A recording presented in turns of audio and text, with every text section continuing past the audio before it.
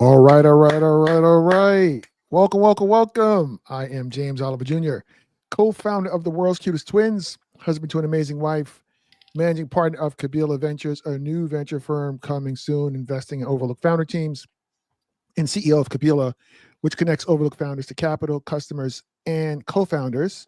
All right, so tell us where you're coming in from in the comments. We got a great topic for you here today. And please share this on your social media channels so we can invite your friends and to join this important conversation. Also, as we get into this, please drop your questions in the comments and we will do our best to get to all of them. Quick update, somewhere I'm wearing my favorite t-shirt, Get You a Therapist. Doing that because you probably need to get you a therapist, but that's not why I'm doing it. I'm doing it because I recently launched the Kabila Founder Mental Health nonprofit fund with a $25,000 grant from Techstars co-founder Brad Feld. And this is our third week, and we are paying for mental therapy for a third founder who wants it but can't afford it. So super excited about that work. More to come about that. And so what do we got? So today, what do we got for you today? So many startups launch as an LLC, and many of them want to compensate advisors and co-founders with equity, but they don't know how to do it. So we have a treat for you today to help you with this. We have the homie and my attorney, Abraham Williamson here, startup attorney extraordinaire. Abraham moderates a channel in our Kabila community where you can ask him anything about your startup legal issues. And guess what? He actually gets back to you. He's an awesome, awesome human. So welcome, Abraham. What's up, baby? What's going on? It's good to be back. Enjoy what you're doing in the community. And they have been asking some really great questions. And I like the fact that everybody can see and benefit from the exchanges back and forth. So I'm looking forward to this topic because it's kind of come out of nowhere and exploded with interest because a lot of people are attempting to do this now, as I think you have been making an impact because people are starting to see that, venture capital from the really big companies are just one component of capital, and that you may be an LLC longer than you think. So how do you deal with that reality? Okay, cool. So Abraham's going to share 3 tips to help you think through the challenge of having your startup registered as an LLC, but wanting to figure out how can I compensate people with equity, in terms of co-founders and advisors. So let's get right into it. Abraham, what's tip number 1? Sure. So we have to start with drawing the distinction between C Corps and LLCs. So the first tip is to understand what a profit interest is in an LLC. And I'll just ask you, just so we could set the James, do you know what a profit interest is? Have you heard the term? Are you familiar with it? Profit What do you interest. Well, my understanding, profit because my first startup back in the day was an LLC, and it's essentially a pass-through entity. Is that what you mean? That is correct. That is correct. And because it's a pass through entity, anybody who you give quote unquote sweat equity to is technically a partner in your business. They're a member just like you are, which may seem like how it is in a C Corp, but because you're issuing stock, you can kind of carton off the employees and the contractors into this pool or this plan, but it doesn't really work that way in an LLC. If you are a partner and you're a member, you're going to be responsible or have a share of whatever the profit that business has. So what a profit interest is it narrows down the equity that is being granted. What do I mean by that? When you start your LLC, you are either putting money into it or assets, etc. You have a capital interest in that business. You have a capital contribution. There is a set amount, regardless of what it is, that establishes that you own that business. But that's just a part of the equity. A profit interest is saying that you have an interest in that business, but it's not a capital interest. What does that mean? That means if you dissolve the company or you were to sell off the assets of that business, just the assets, that only the people with a capital interest would have a right to that. Somebody with just a profit interest wouldn't. A profit interest also can carve out management rights, because if you think about it, if you're a member in an LLC, unless it's explicit that you don't have voting rights, you also have the right to manage and vote in that LLC if it's a member managed LLC. And I know we're getting technical, but we have to understand what a profit interest is right out of the gate. So a profit interest is established by creating a new class of member in your LLC that explicitly states that it doesn't have a capital interest. It may or may not have a management or voting interest, and that it has solely a profit interest. And that profit, like, why are we doing this? It's more complicated. What is the benefit of this? Well, like many things with an LLC, it revolves around taxes. If you're in a C corporation and you issue sweat equity to your employees, your contractors, when you issue them that equity, you're really selling them a security, but they're not paying cash for it. They're paying their services for it.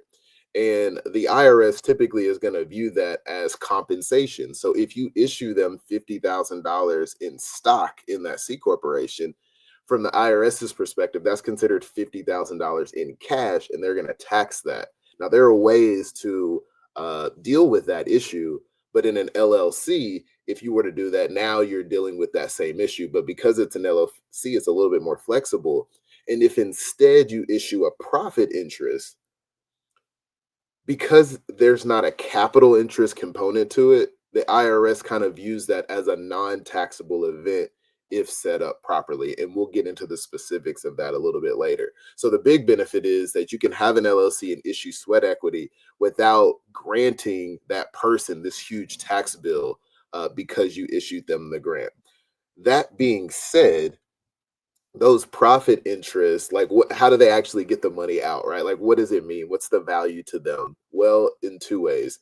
One, because they have a profit interest, at the end of the year, if you issue distributions or there's profit that's recognized, they get their percentage of that, right? So this is for, so like in a C corp, if you're giving advisors equity, they don't have any profit interest, or do they? How are you viewing that relative to a C corp?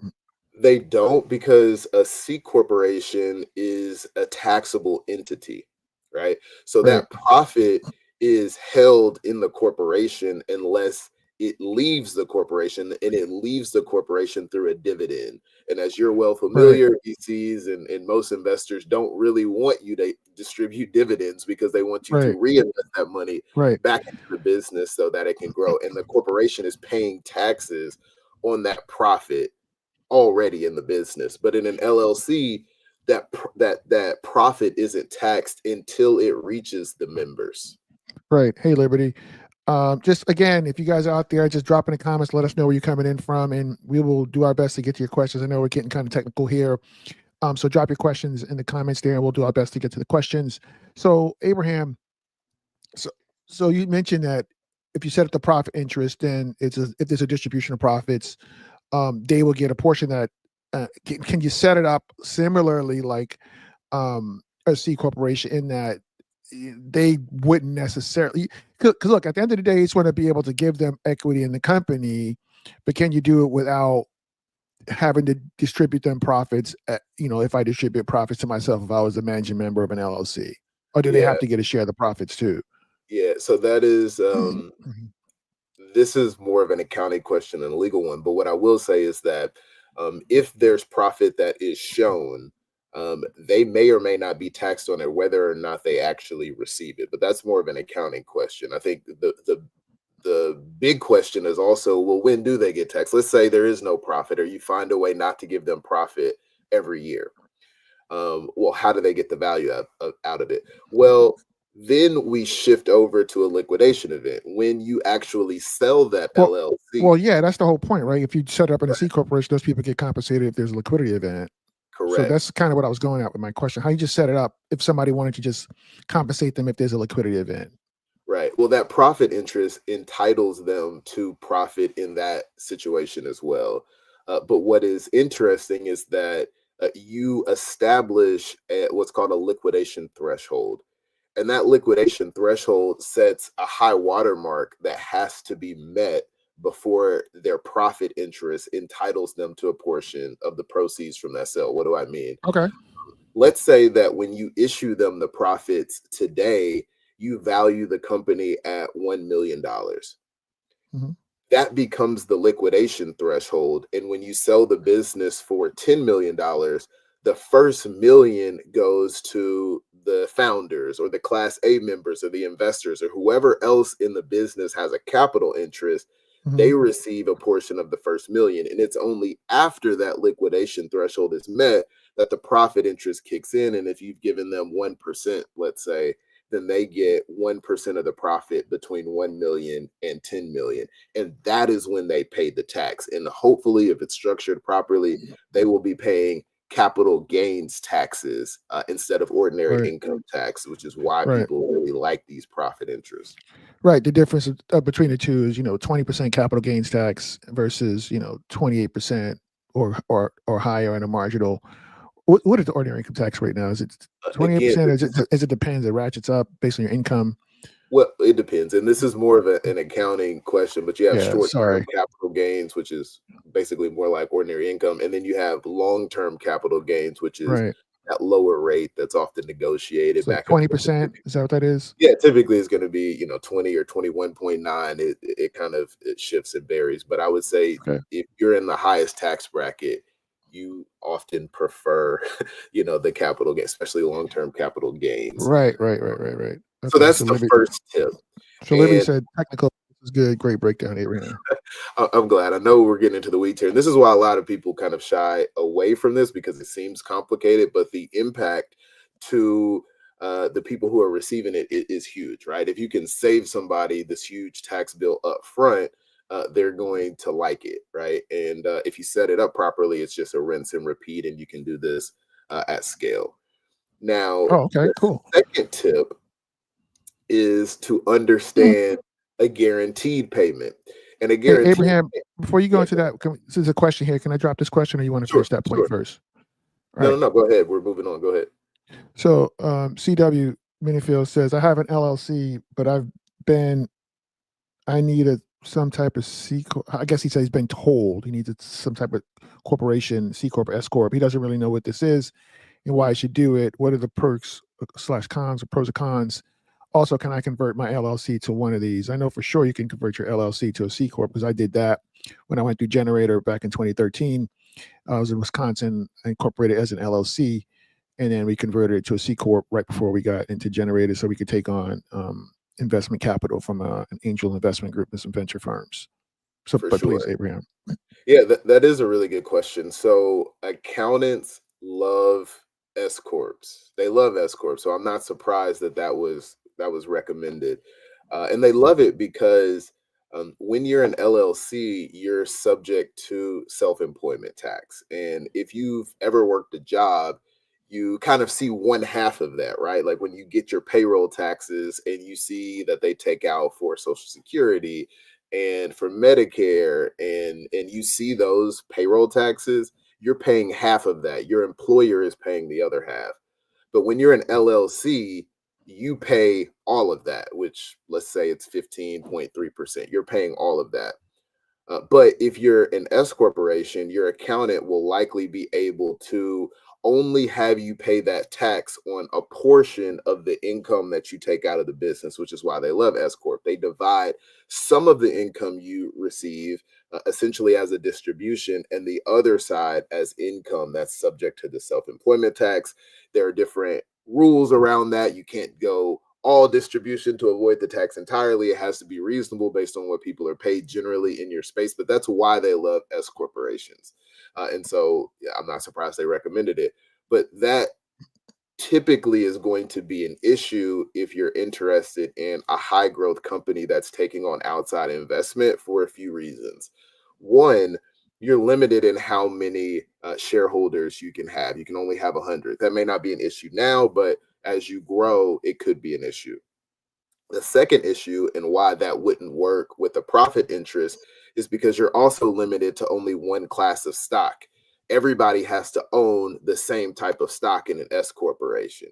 And three, you cannot issue stock to an entity because you may remember back in the day, former president candidate Mitt Romney made this statement of saying, "Hey, corporations are people," right? And that's true under the law. But S corporations specifically say it doesn't say person; it says natural person.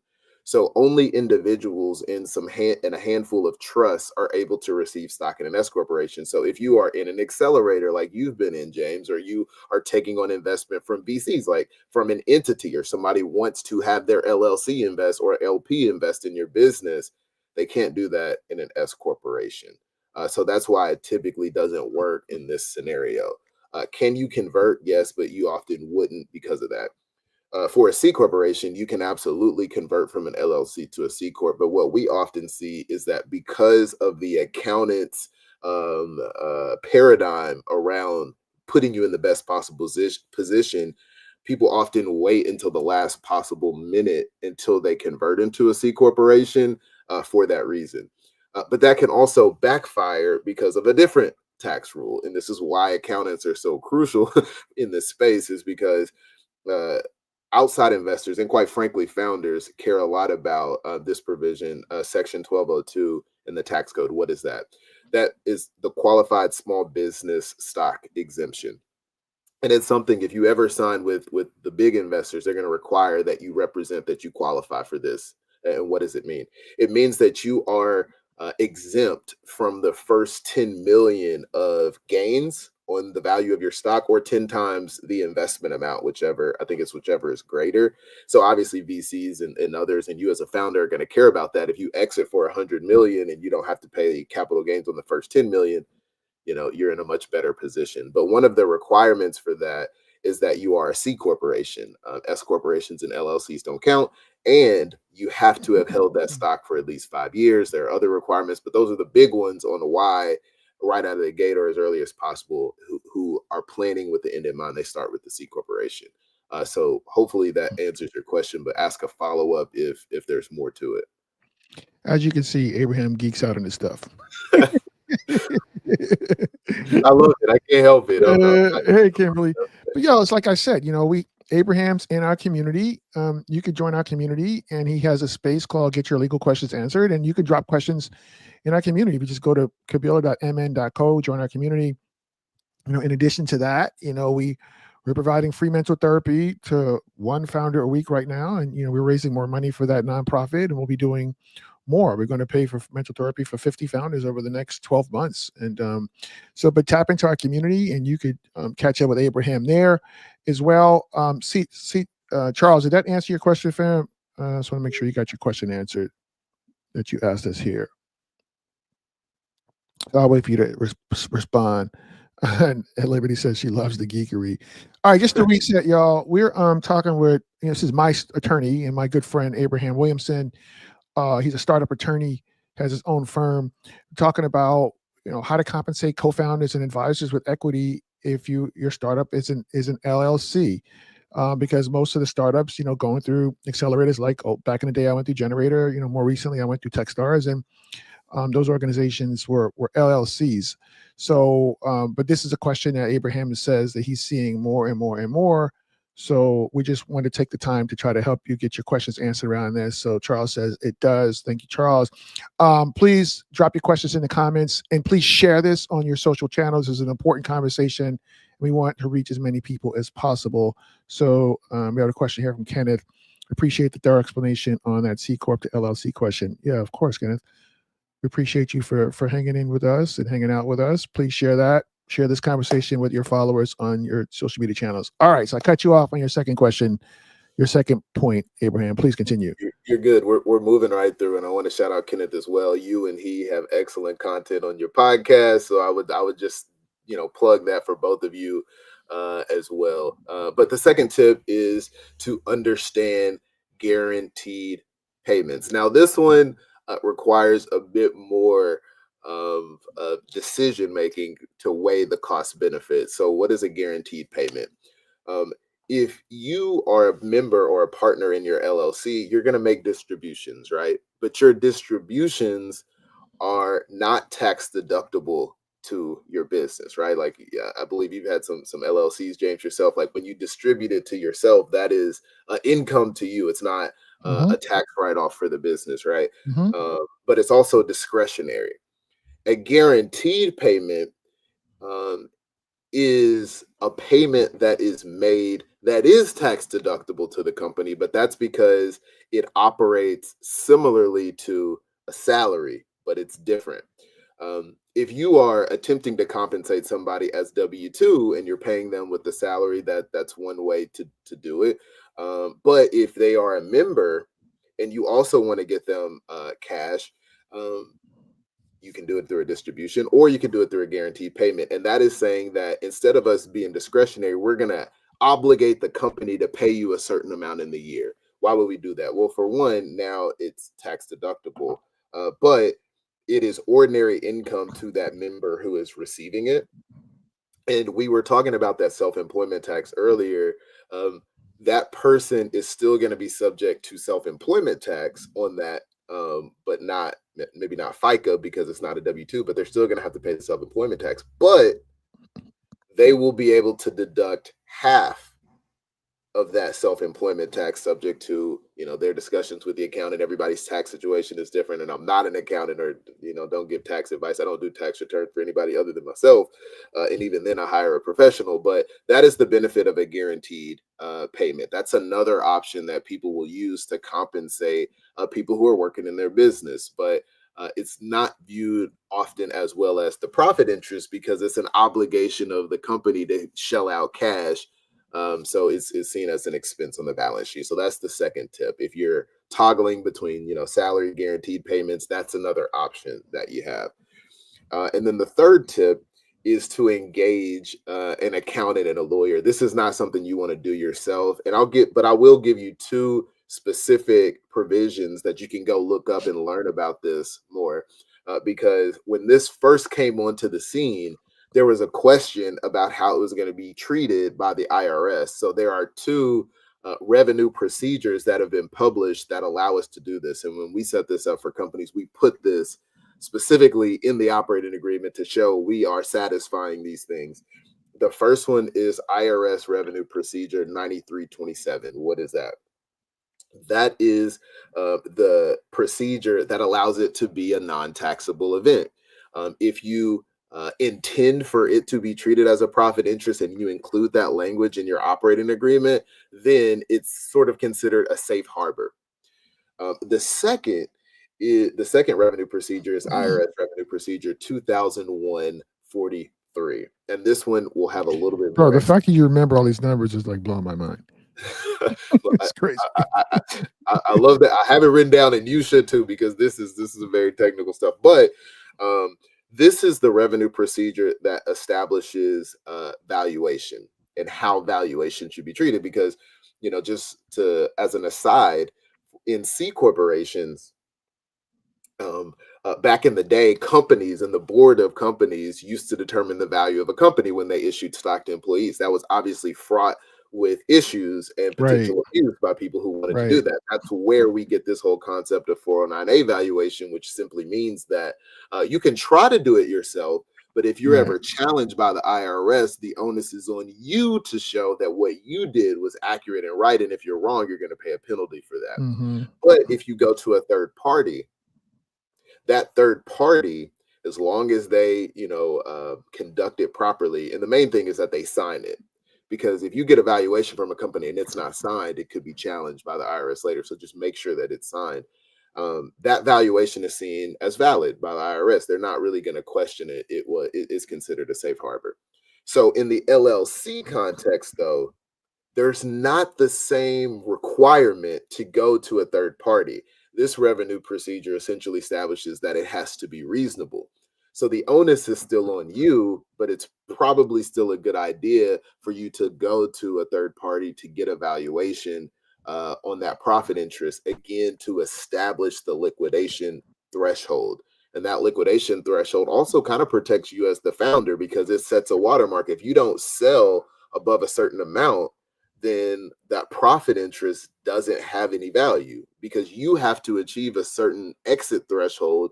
You basically have to get the value of the company before they became a member, before they get paid anything. Otherwise, it's not really considered profit. So I know today was very technical. We ran through these concepts: profit interest, guaranteed payments, and then the two IRS procedures.